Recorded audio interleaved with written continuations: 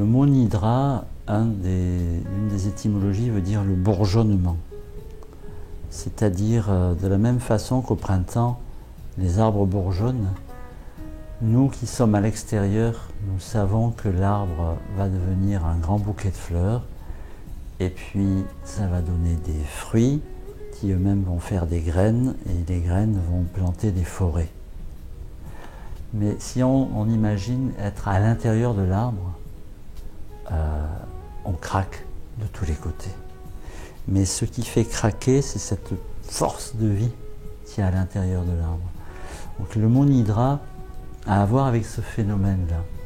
C'est-à-dire, selon le point de vue à partir duquel on regarde ce bourgeonnement, soit on le vit comme un craquement, on craque partout, c'est un peu douloureux, soit on le vit comme un processus qui est l'expression de l'énergie de la vie, qui passe par différentes phases, mais qui ultimement réensemence et fabrique des forêts entières.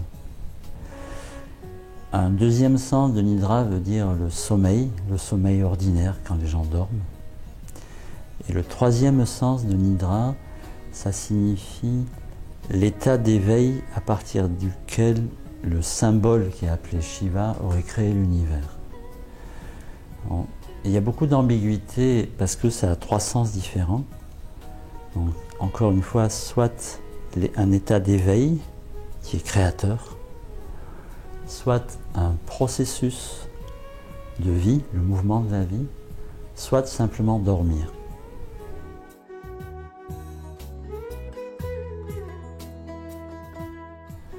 Ça repose sur trois grands domaines. Un est appelé Sithili Karana. Karana, c'est une position difficile. Pas une posture corporelle, mais une position difficile. Et c'est ce qui est traduit ici par relaxation. Et en sanskrit, c'est présenté comme quelque chose de difficile. Parce qu'il va s'agir non pas de se relaxer, mais de lâcher. Ce qui est un peu différent.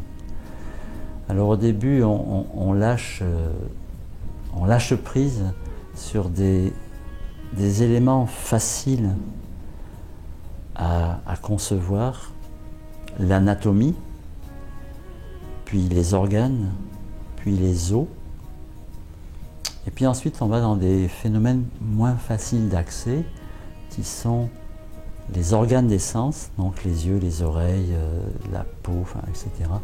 Et puis les processus sensoriels, la vue, l'audition, l'odorat, et puis de lâcher ce qui organise la mémoire sensorielle.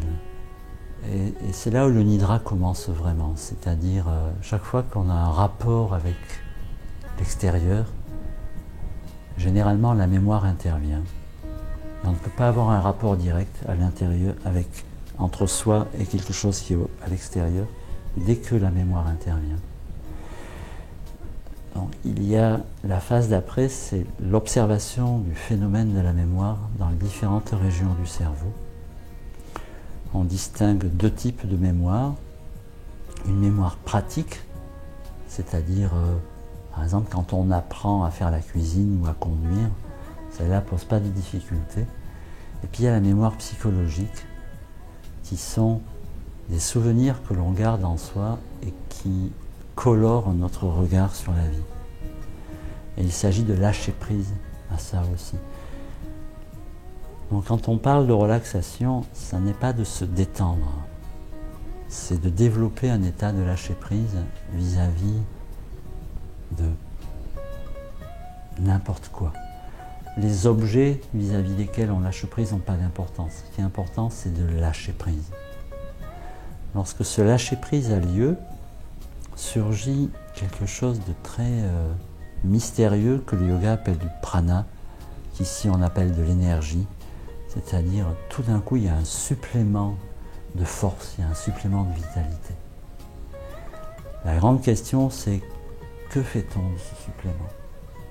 Et là, il y a la deuxième pratique, qui s'appelle dharana, qui est souvent appelée concentration, et qui a à voir avec avec la présence, avec la vigilance dans la durée.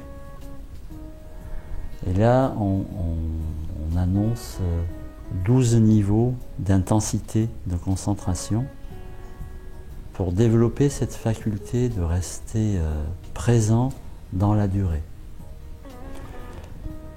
Lorsque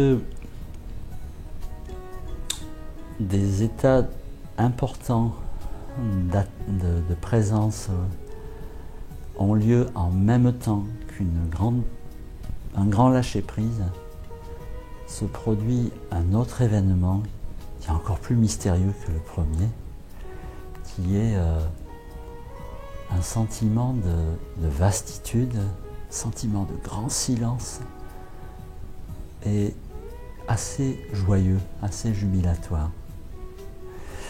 Et dans cette méthode-là, on appelle ça un état méditatif. Pas une méditation. Souvent, ce que les gens appellent une méditation, c'est un exercice. En réalité, c'est une concentration. C'est un état méditatif qui est spontané, dans lequel toute sensation de séparation a disparu. Et le troisième élément dans le nidra, la troisième approche, on appelle ça svadhyaya, qui est souvent traduit par étude des textes, mais on ne l'appelle pas dans ce cas-là étude des textes, on appelle étude sur soi. Et c'est toute une façon, on instaure des dialogues à 2, à 3, à 5 personnes avec des modes de conversation très structurés, avec des règles de conversation, pour essayer à plusieurs de passer de la compréhension au ressenti. Alors c'est des questions du genre qu'est-ce que c'est mourir? Qu'est-ce que signifie? C'est quoi la mort? C'est quoi être intelligent? Qu'est-ce que l'intelligence? Qu'est-ce que la relation? Et de chercher ensemble il y a vraiment une méthode de conversation pour utiliser notre pensée un peu comme un laser jusqu'à toucher la chose dont on parle, de le vivre à plusieurs en même temps.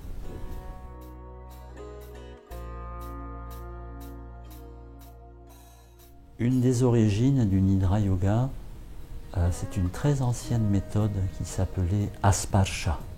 Asparsha Yoga. Sparsha en sanskrit veut dire le contact, le toucher, et A est privatif. C'est le yoga de la non-relation, c'est le yoga du non-contact. Sous-entendu, dès qu'il y a relation, il y a dualité, il y a un sujet et un objet, et quand il n'y a pas de relation, il y a un état d'unité. Et cet Asparsha Yoga, on n'en parle quasiment pas. Il y a un seul auteur français, qui était Pierre Feugat, qui a un peu écrit là-dessus dans un de ses livres. Et on est dans une période de perte, de dispersion de cet enseignement. Il y a très très peu de gens qui le transmettent.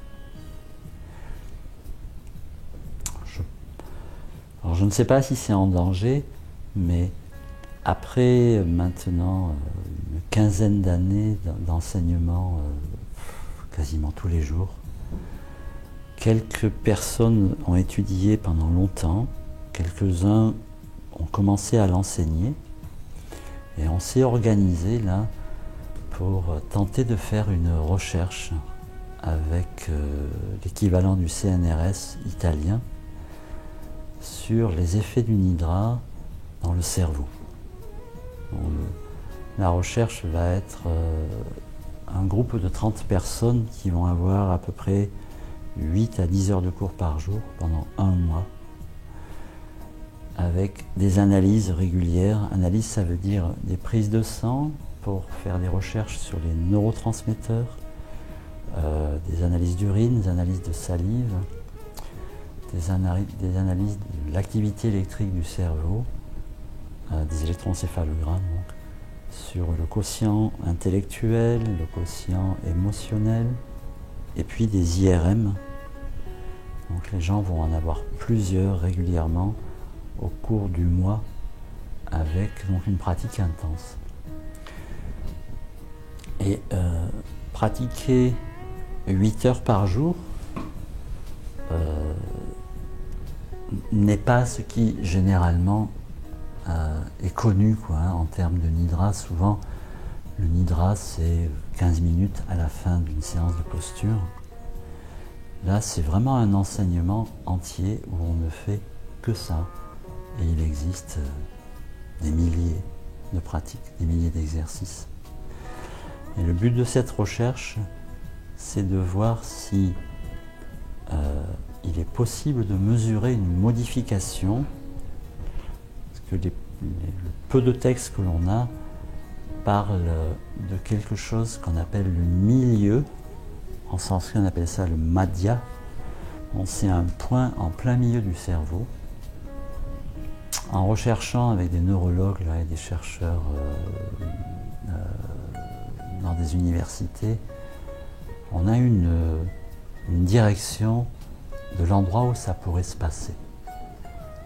Ont été repérés des phénomènes dont parle le yoga, le cerveau est prédictif. Il y a dans le cerveau une faculté qui voit, qui pressent, qui prévoit quelques millisecondes avant qu'un événement ait lieu. Et cette activité fonctionne en permanence. C'est-à-dire qu'il y a chez tous les êtres humains une faculté qui voit à l'avance, avant qu'un événement ait lieu, quelques millisecondes. On parle de ça dans les enseignements, on appelle ça la buddhi. C'est une des qualités de la buddhi, qui est souvent traduit ici on appelle ça l'intelligence supérieure, je crois, qui n'est pas une très bonne traduction. Et cette faculté d'intuition.